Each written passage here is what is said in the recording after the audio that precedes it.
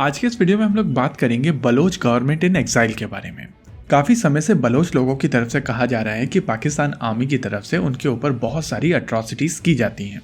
वहीं Bloch leaders की तरफ से कहा जाता है कि उनके रिसोर्सेज को पूरी तरीके से लूटा जा रहा है। बलोच बच्चियों के साथ में दुष्कर्म किए जा रहे हैं, उनके घरों में आग लगा दी जाती है और लोगों को गायब कर दिया जाता है। इन सभी चीजों के चलते बलोच इस समय अपनी आजादी के लिए लड़ रहे हैं और अलग अलग फोरम्स, फ्रंट्स और आर्मीज बनाकर ये पाकिस्तान आर्मी को टारगेट करते हैं। पिछले कुछ समय से बलोच लिबरेशन फाइटर्स की तरफ से रिलेंटलेस अटैक किए गए हैं और इसके सिग्निफिकेंट लॉसेस पाकिस्तान आर्मी को हुए हैं। बेसिकली अटैक्स की फ्रीक्वेंसी काफी तेजी से बढ़ रही है और अभी आपकी स्क्रीन के ऊपर जो स्क्रीनशॉट्स हैं वो बेसिकली इसी महीने के अटैक्स हैं। इस समय बलोचिस्तान की गवर्नमेंट इन एग्जाइल की प्राइम मिनिस्टर नायला कादरी बलोच भारत में है और उनकी तरफ से प्राइम मिनिस्टर मोदी को रिक्वेस्ट की गई है कि वो यूनाइटेड नेशन में इस गवर्नमेंट इन एग्जाइल का सपोर्ट करें। देखिए, यहाँ पर ये चीज समझना जरूरी है कि अगर भारत की तरफ से इस गवर्नमेंट इन एग्जाइल को अप्रूव कर दिया जाता है या एक्सेप्ट कर लिया जाता है और यूनाइटेड नेशन में इसका सपोर्ट कर दिया जाता है तो उनके लिए ये एक बहुत बड़ी विक्ट्री होगी। वर्ल्ड फोरम में भारत का एक बड़ा स्टेटस है और भारत के पास में रीजंस भी हैं इस गवर्नमेंट इन एग्जाइल को सपोर्ट करने के। देखिए, इस चीज की डायनेमिक समझते हैं। नायला कादरी बलोच इस समय कनाडा में रहती हैं और उनकी तरफ से क्लेम किया जा रहा है कि उनकी गवर्नमेंट इन एग्जाइल को 3 देशों का समर्थन है। ये कंट्रीज नॉर्थ अमेरिका और यूरोप में है।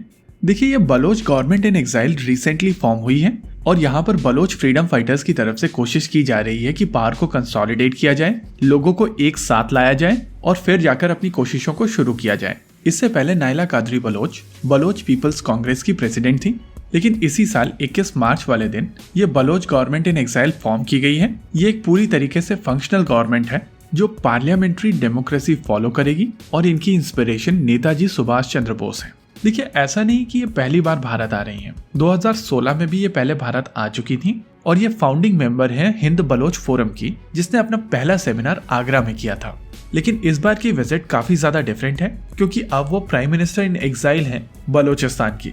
बलोच फ्रीडम फाइटर काफी समय से भारत की तरफ देख रहे हैं कि उनको सपोर्ट मिलेगा भारत की तरफ से, लेकिन अभी तक कोई सिग्निफिकेंट सपोर्ट भारत की तरफ से नहीं मिला है। हालांकि प्राइम मिनिस्टर मोदी ने कुछ समय पहले 15 अगस्त वाली स्पीच के दौरान बलोचिस्तान को थैंक यू बोला था, लेकिन उसके बाद से पब्लिकली बलोचिस्तान को लेकर प्राइम मिनिस्टर मोदी की तरफ से कुछ भी नहीं कहा गया है और इसी वजह से बहुत सारे लोगों की तरफ से क्वेश्चन किए जाते हैं कि क्या भारत बलोचिस्तान को लेकर एक्चुअली सीरियस है या नहीं। देखिए, बलोचिस्तान को यूएन में जाकर बैक करना एक बहुत बड़ा स्टेप होगा और यहाँ पर यह देखना काफी ज्यादा इंटरेस्टिंग होगा कि क्या नायला बलोच यहाँ पर भारत का सपोर्ट गैदर कर पाएंगी या नहीं।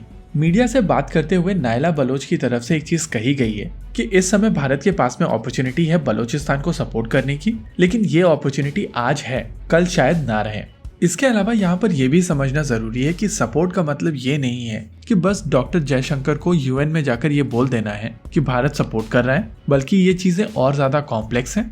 अगर भारत इस गवर्नमेंट इन एग्जाइल को सपोर्ट करता है और रिकॉग्नाइज करता है तो ये गवर्नमेंट इन एग्जाइल भारत का बैंकिंग सिस्टम यूज कर पाएगी, ये लोग फंड्स जनरेट कर पाएंगे, उसको सही तरीके से यूज कर पाएंगे, इनको एक नेक्स्ट लेवल का डिप्लोमेटिक एक्सेस मिलेगा, ये लोग काफी आसानी से प्राइम मिनिस्टर मोदी से बात कर पाएंगे और केवल भारत के रिकॉग्निशन से ये गवर्नमेंट इन एग्जाइल परमानेंट हो जाएगी। लेकिन हम लोगों को ये समझना पड़ेगा कि क्या भारत इस रिस्क के लिए तैयार है, क्योंकि अगर भारत की तरफ से इस गवर्नमेंट इन एग्जाइल को रिकॉग्नाइज किया जाता है तो चांसेस है कि इन रिटेलिएशन पाकिस्तान और चाइना मिलकर भारत के खिलाफ कुछ ऐसा करने की कोशिश करें। और क्या इस मोमेंट पर भारत इंटरनली उस चीज के लिए तैयार है। इसी के साथ आज के इस वीडियो में रखते हैं केवल इतना ही। वीडियो को अंत तक देखने के लिए धन्यवाद। देखते रहिए अल्फा डिफेंस। जय हिंद।